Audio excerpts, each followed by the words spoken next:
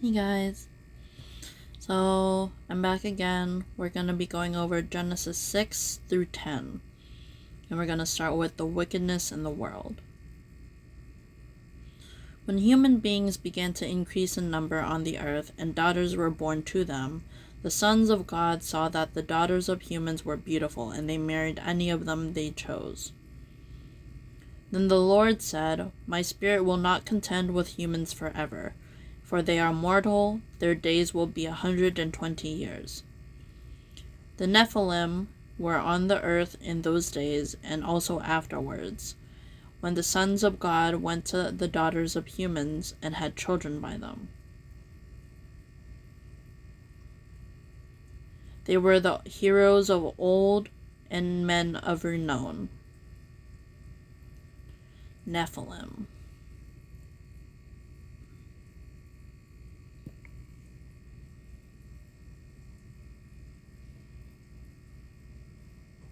Mysterious beings or people in the Bible traditionally imagined as being of great size and strength, or alternatively beings of great power and authority.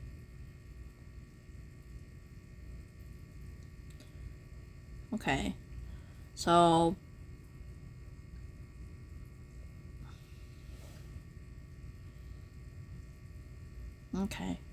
moving on. The Lord saw how great the wickedness of the human race had become on earth, and that every inclination of the thoughts of the human heart was only evil all the time. The Lord regretted that he made human beings on the earth, and his heart was deeply troubled. So the Lord said, "I will wipe from the face of the earth the human race I have created, and with them the birds, the animals, the birds, and the creatures that move along the ground, for I regret that I have made them." But Noah found favor in the eyes of the Lord. Noah and the flood.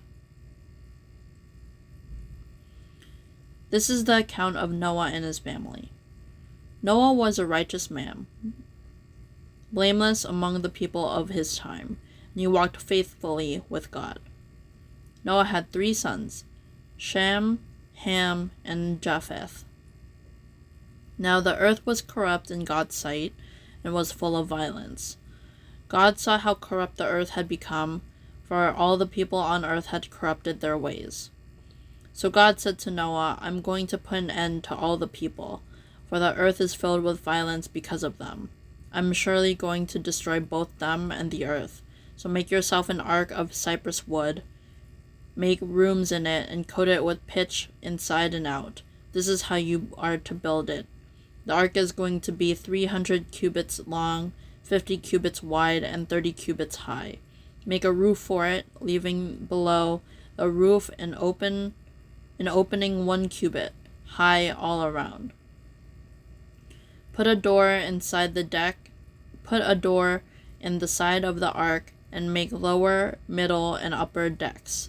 I'm going to bring floodwaters on the earth to destroy all life under the heavens, every creature that will breathe life, that has the breath of life in it. Everything on earth will perish. And I will establish my covenant with you, and you will enter the ark, you and your sons and your wife and your sons' wives with you. You are to bring into the ark 2 of all living creatures, male and female, to keep them alive with you. 2 of every kind of bird and of every kind of animal and of every kind of creature that moves along the ground will come to you to be kept alive. You are to take every kind of food that is to be eaten and store it away as food for you and for them." Noah did everything just as God commanded him. So this is quite the feat that God is putting onto Noah. He is trusting Noah with the reestablishment of a new world. Essentially, he's like, "I'm going to destroy this world. You have to first be an engineer, build a ship, and then you have to be a shepherd / breeder for all the animals and creatures. And you have to be somewhat of a farmer to keep all the food and vegetables and fruits for you to be able to eat and store away for food later. So Noah is like, you know, but we'll just keep reading. Give me a second. Okay, Genesis 7. The Lord then said to Noah, "Go into the ark, you and your whole family, because I have found you righteous in this generation. Take with you 7 pairs of every kind of clean animal, a male and its mate, and 1 pair of every kind of unclean animal, a male and its mate, and also 7 pairs of every kind of bird, male and female, to keep their various kinds alive throughout the earth. 7 days from now I will send rain on the earth for 40 days and 40 nights, and I will wipe from the face of the earth every living creature I have made." And Noah did all that the Lord commanded him. Noah was 600 years old when the flood waters came on the earth, and Noah and his sons and wife and his sons' wives entered the ark to escape the waters of the flood. Pairs of clean and unclean animals, of birds and all the creatures that move along the ground, male and female, came to Noah and entered the ark, as God commanded Noah. And after the 7 days the flood waters came on the earth. The 600th year of Noah's life, on the 17th day of the month, on the 17th day of the 2nd month, on that day all the springs of the great deep burst forth, and the floodgates of the heavens were opened. The rain fell on the earth 40 days and for 40 nights. On that very day Noah and his sons, Shem, Ham, and Japheth, together with his wife and the wives of his 3 sons, entered the ark. They had with them every wild animal according to its kind, all livestock according to their kind, every creature that moves along the ground according to its kind, and every bird according to its kind, everything with wings. Pairs of all creatures that have the breath of life in them came to Noah and entered the ark. The animals going in were male and female of every living thing, as God had commanded Noah. The Lord shut him in. Then the Lord shut him in. For 40 days the flood kept coming on the earth, and as the water increased, they lifted the ark high above the earth. The waters rose and increased greatly on the earth. The ark floated on the surface of the water. They rose greatly on the earth, and all the high mountains under the entire heavens were covered. The waters rose and covered the mountains to a depth of more than 15 cubits. Every living thing that moved on land perished.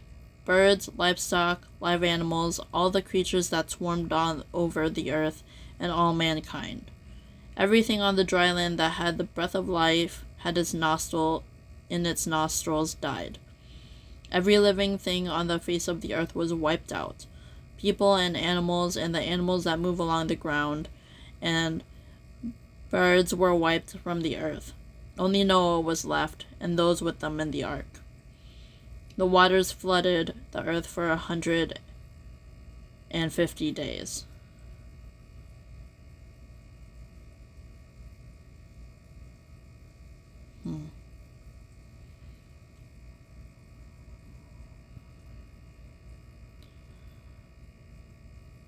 Okay. But God remembered Noah, Genesis 8. But God remembered Noah and all the wild animals and livestock that were with him in the ark, and he sent over a wind over the earth, and the waters receded. Now the springs of the deep and the floodgates of heaven had been closed. The rain had stopped falling from the sky. The water receded steadily from the earth, and at the end of the 150 days the water had gone down. And on the 17th day of the 7th month, the ark came to rest on the mountains of Ararat. The waters continued to recede until the 10th month, and on the first day of the 10th month, the tops of the mountains became visible. After 40 days, Noah opened a window he had made in the ark and sent out a raven, and it kept flying back and forth until the water had dried up from the earth. Then he sent out a dove to see if the water had receded from the surface of the ground. But the dove could find nowhere to perch, since there was water all over all the surface of the earth. So it returned to Noah in the ark. He reached out his hand and took the dove and brought it back to himself in the ark. He waited 7 more days and again sent out the dove from the ark. When the dove returned to him in the evening, there in its beak was a freshly plucked olive leaf. Then Noah knew that the water had receded from the earth. He waited 7 more days and sent the dove out again, but this time it did not return to him. By the first day of the first month of Noah's 601st year, the water had dried up from the earth. Noah then removed the covering from the ark and saw that the surface of the ground was dry. By the 27th day of the 2nd month, the earth was completely dry. Then God said to Noah, "Come out of the ark, you and your wife and your sons and their wives. Bring out every kind of living creature there is with you, the birds, the animals, and all the creatures that move along the ground, so they can multiply on the earth and be fruitful and increase in number on it." So Noah came out, together with his sons and his wives and sons' wives, all the animals and all the creatures that move along the ground, and all the animals, everything that moves on land, came out of the ark, one kind after another. Then Noah built an altar to the Lord, taking some of the clean animals and clean birds. He sacrificed burnt offerings on it. The Lord smelled the pleasing aroma and said in his heart, "Never again will I curse the ground because of humans, even though every inclination of the human heart is evil from childhood. Never again will I destroy all living creatures as I have done. As long as the earth endures, seed time and harvest, cold and heat, summer and winter, day and night will never cease."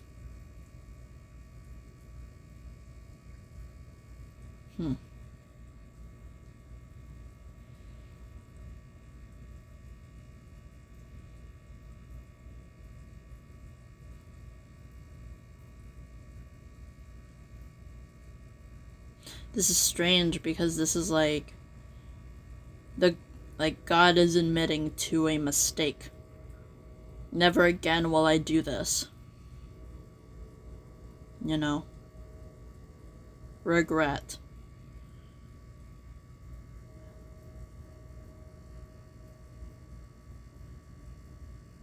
This is interesting. I don't know. How do I feel about this? I'm not sure.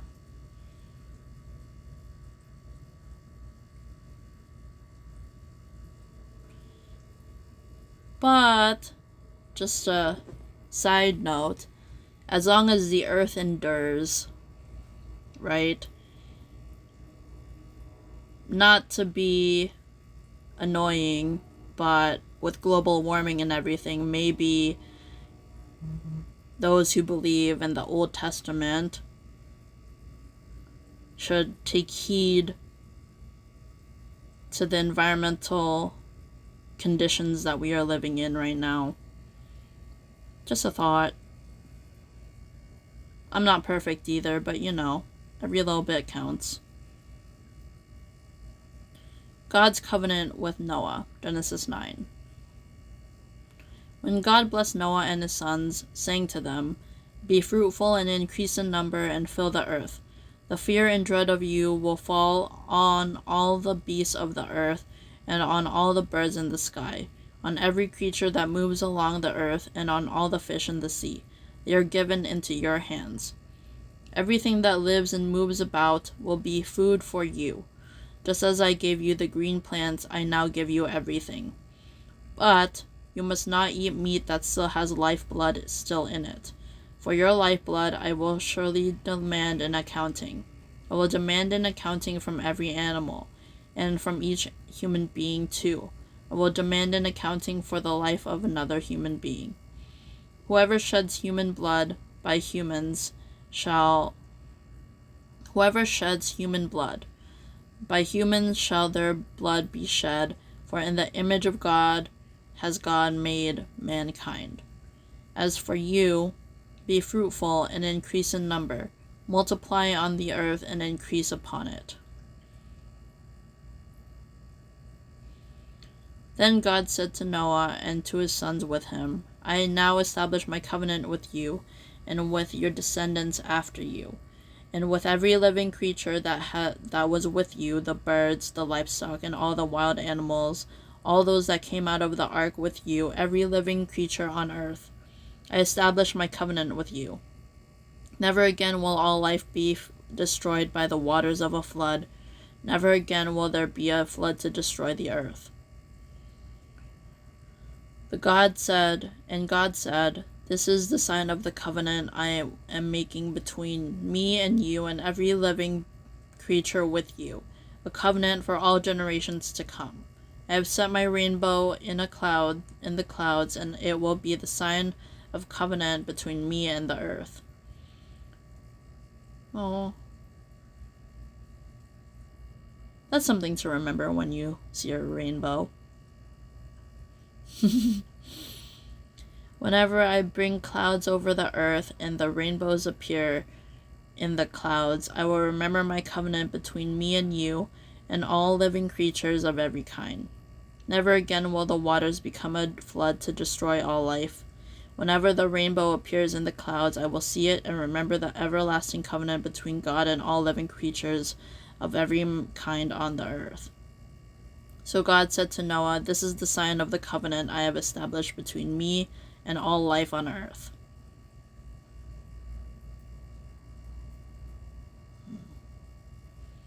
The sons of Noah.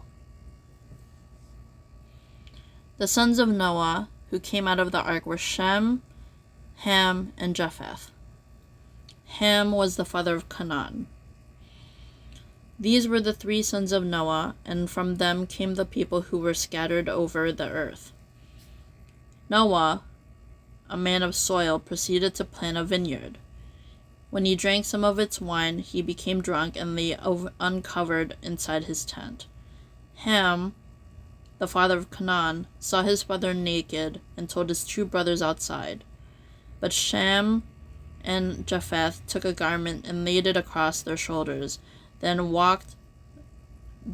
they walked in backward and covered their father's naked body.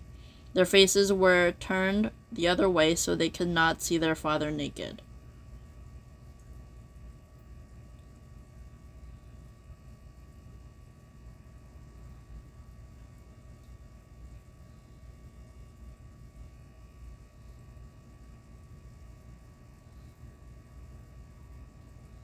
Ham, the father of Canaan.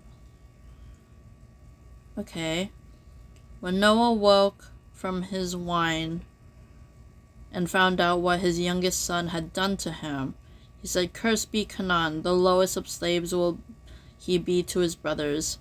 He also said, Praise be to the Lord, the God of Shem. May Canaan be the slave of Shem. May God extend Japheth's territory. May Japheth live in the tents of Shem, and may Canaan be the slave of Japheth. After the flood, Noah lived 350 years. Noah lived a total of 950 years, and then he died. What did Canaan do?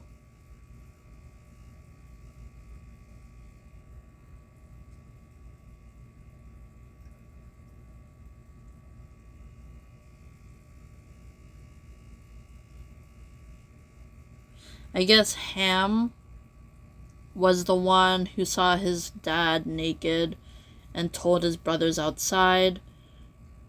Maybe he was making fun of him, I don't know. And then Noah was just like, curse your son. Cursed his son? Cursed his youngest son's son. So he cursed his grandson. I guess. I don't know. Alright. sons of Noah. Genesis 10. The Table of Nations. This is the account of Shem, Ham, and Japheth, Noah's sons, who themselves had sons after the flood. The Japhethites. The sons of Japheth: Gomer, Magog, Madai, Javan, Tabal, Meshach, and Tyrus. The sons of Gomer: Ashkenaz, Riphath, and Togarmah. The sons of Javan: Elisha, Tarshish, the Kittites, and Rodanites. From these, the maritime people spread out into their territories by clans within their nations, each with its own language. Okay, so this is the Japhethites. The Hamites. Sons of Ham: Cush, Egypt, Put, and Canaan. Sons of Cush: Seba, Havilah, Sabta, Rama, and Sabtika. And the sons of Rama: Sheba and Dedan.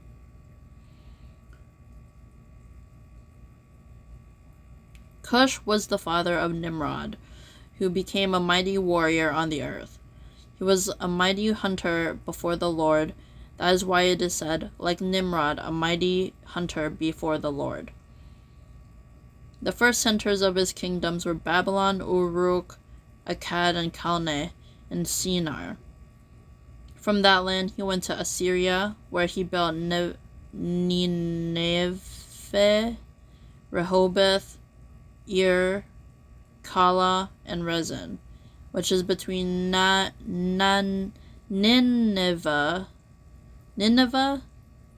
and Kala, which is the great city. Egypt was the father of Ludites, Anamites, Lehabites, Naphtuhites, Pathrusites, Casluhites, from whom the Philistines came, and Caphtorites, Casluhites, from whom the Philistines came. I guess that's Palestine. Interesting. Palestine, Philistine. Canaan was the father of Sidon, his firstborn, and the Hittites, Jebusites, Amorites, Girgashites, Hivites, Arkites, Sinites, Arvadites, Zemarites, and Hamathites. Later, the Canaanite clans scattered, and the borders of Canaan reached from Sidon towards Gerar as far as Gaza, and then towards Sodom, Gomorrah, Admah, and Zeboim as far as Lasha. These are the sons of Ham by their clans and languages and their territories and nations.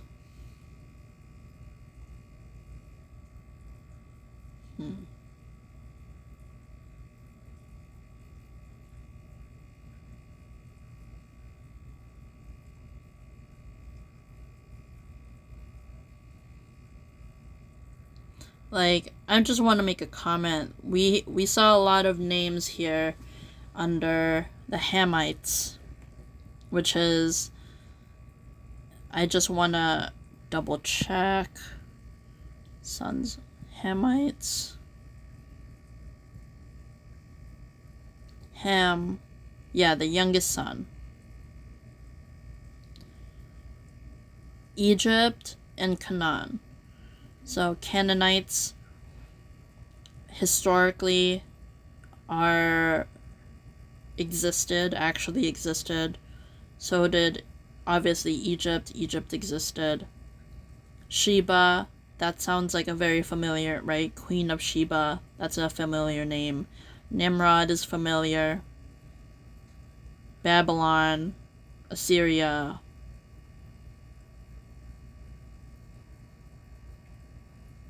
These are all very significant names I just want to highlight. So, Philistines. Oh, oops, go back. Philistines. Cool. Alright. It's even in the Old Testament that they were there.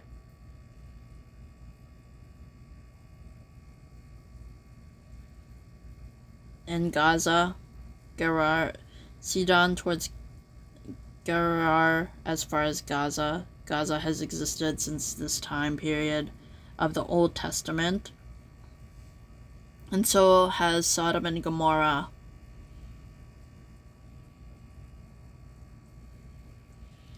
The Semites, who are the sons were also born to Shem, whose oldest brother was Japheth. Shem was the ancestor of all the sons of Eber.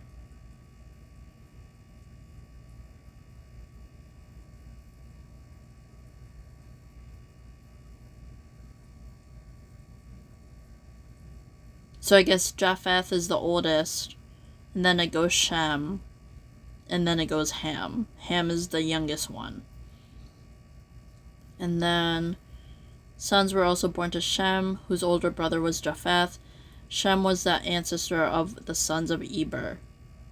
I don't know what that means, because they're all siblings, so wouldn't that mean they're all ancestor of the sons of Eber? Oh no, he's the patriarch of the sons of Eber. Okay, never mind. But they're all somewhat related. The sons of Shem: Elam, Ashur, Arphaxad, Lud, and Aram. The sons of Aram: Uz, Hul, Gether, and Meshech. Arphaxad was the father of Shelah, and Shelah was the father of Eber. 2 sons were born to Eber. One was named Peleg, because in his time the earth was divided. His brother Peleg, because in his time the earth was divided. I don't know what the correlation is with that. And his brother was named Joktan. Joktan was the father of Almodad, Sheleph, Hazar, Maveth, Jerah, Hadaram, Uzal, Dikla, Obal, Ibmael, Shepha, Ophir, Hobilah, Jobab, and these were the sons of Joktan. The region where they lived stretched from Mesha towards Shephar in the eastern hill country.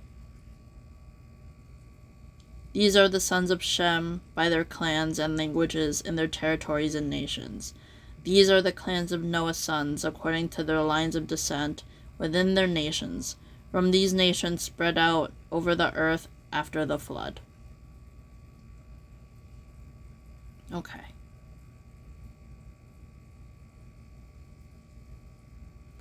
So,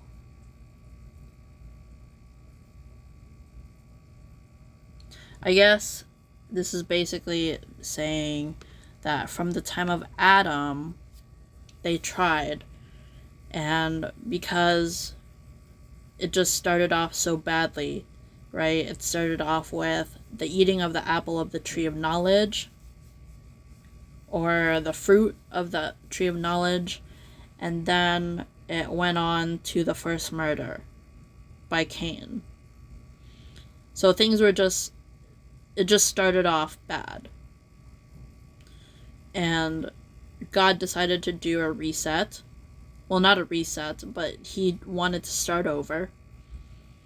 And he started over, and he decided Noah was going to be the new patriarch of this land. So essentially, we are all like descendants. So it's like the family tree of Adam just goes, and then it stops. And then there's Noah, and then there's like a whole bigger tree. So like, let me just draw it. So it's like Adam, Eve, let's just say this is like everyone, then Noah. And then Noah is like, like this is like end. And then Noah just keeps going. If you guys can get what I'm trying to say. I don't know. I don't think that's even how the tree is supposed to look like, but yeah. So I think I'm gonna stop here, you guys.